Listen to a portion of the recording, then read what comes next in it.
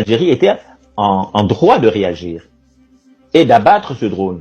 Ce qui doit être inquiétant, ce n'est pas pourquoi l'Algérie a battu le drone malien, mais c'est la rapidité avec, la puissance avec laquelle l'Algérie a réussi à battre un drone d'une puissance phénoménale, rapidité extraordinaire, cette raclée et cette déculottée qu'Assimi Goïta a reçue, pendant que, au niveau des Nations Unies, c'est le même Goïta qui envoie son premier ministre par intérim, porte-parole du gouvernement, invectiver l'Algérie en premier pour dire que les coups seront rendus coup par coup, chaque balle tirée, ce sera une balle malienne qui va réagir. On attendait Goïta aussi à ce tournant-là.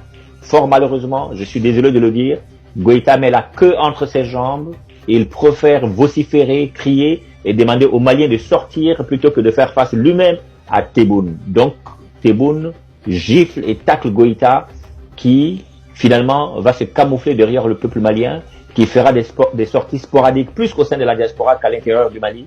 Les Maliens n'ont pas répondu à l'appel de Goïta contre Tebboune parce que c'est des Maliens manipulés, payés, je vais dire, à la solde pour faire cette manifestation. Oui, il fallait s'attendre à cette plainte. L'Algérie a été claire.